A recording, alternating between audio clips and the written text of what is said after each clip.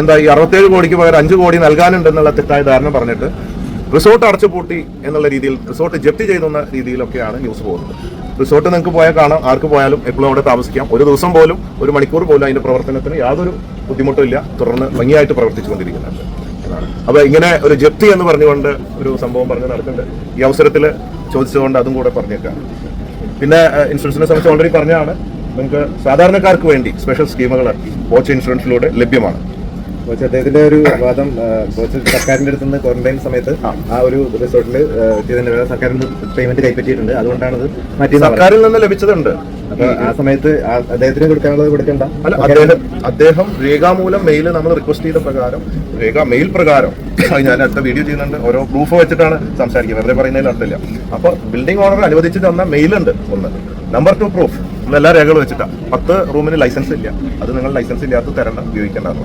അത് 2 ഈ വക സംഭവങ്ങളുടെ പ്രൂഫ് ഉണ്ട്. ഈ പ്രൂഫ് പ്രകാരം തരാത്തത് കൊണ്ട് അത് ഞങ്ങൾ തരില്ല എന്ന് പറഞ്ഞു. കാരണം പൈസയുടെ അല്ല, നമ്മൾ കോടിക്കണക്കിന് ചാരിറ്റിയും പലതും ചെയ്യുന്നതാണ്. 67 ലക്ഷത്തിന്റെ അല്ല. പക്ഷെ വാക്ക് പറഞ്ഞിട്ട് അത് തരില്ല എന്ന് പറഞ്ഞ് കേസ് കൊടുക്കുമ്പോൾ അതിന് നമ്മൾ ഇനി ഏതറ്റം വരെ, ജപ്തിയല്ല, എത്ര കോടി നഷ്ടം വന്നാലും അതിന്റെ അറ്റം, സത്യത്തിന് വേണ്ടി അതിന്റെ അറ്റം വരും. അത് 67 ലക്ഷം നമുക്കൊരു വിഷയമൊന്നുമില്ല. അബ്ദുറഹിമിന് വേണ്ടി 1 കോടി കൊടുത്തിട്ട് 34 കോടി 3 ദിവസം കൊണ്ട് പിരിച്ച ആളാണ്. പൈസയുടെ അല്ല, നമ്മൾ 1 രൂപയാണെങ്കിൽ ഒരു വാക്ക് പറഞ്ഞ് അത് മാറുക, രേഖാമൂലമുള്ളതിൽ നിന്ന് മാറുക, അത് നമുക്ക് മാനസികമായിട്ട് പ്രശ്നമാണ്. അതുകൊണ്ടാണ് അത് അങ്ങനെ ചേഞ്ച് വരാനുള്ള കാരണം. പ്രത്യേകിച്ച് നമ്മളത് മാറാൻ സ്വന്തമായിട്ട് ഇത്രയും വലിയ വാടക കൊടുത്ത് കുറച്ച് കഴിയുമ്പോൾ നമ്മൾ പല സ്ഥലത്തും സ്വന്തമാക്കിക്കൊണ്ടിരിക്കുകയാണ്. അപ്പോൾ സ്വന്തമായിട്ടൊരു റിസോർട്ട് വാങ്ങേണ്ട ഘട്ടത്തിലേക്ക് കടന്നു. അപ്പോൾ പെട്ടെന്ന് ഞങ്ങൾ ഒഴിയുകയാണ് എന്ന് പറഞ്ഞപ്പോൾ ഇത്രയും പെട്ടെന്ന് ഒഴിഞ്ഞാൽ എങ്ങനെയാണ് ശരിയാവുക എന്നൊക്കെ ബിസിനസിന്റെ ഭാഗങ്ങളാണ് പലർക്കും മനസ്സിലാവുന്നത്. അപ്പോൾ അതൊക്കെ കൂടെ ഡാമേജ് ഒരു 25 ലക്ഷം, അടുക്കളയിൽ എന്തോരം ഡാമേജ് ഉണ്ടാക്കും മാക്സിമം ജോലിക്കാർ വന്നു കഴിഞ്ഞാൽ. ഒരു ഹോട്ടൽ ഉണ്ടാക്കണം 5 കോടി രൂപ ഡാമേജ് വെക്കാവോ?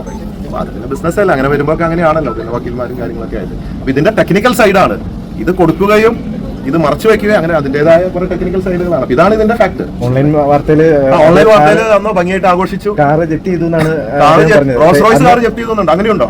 ഞാൻ വന്നിട്ടുള്ള റോൾസ് റോയ്സ് കാറിലാണ്. പുറത്ത് പോകുമ്പോൾ നിങ്ങൾക്ക് ആ കാർ കാണാം.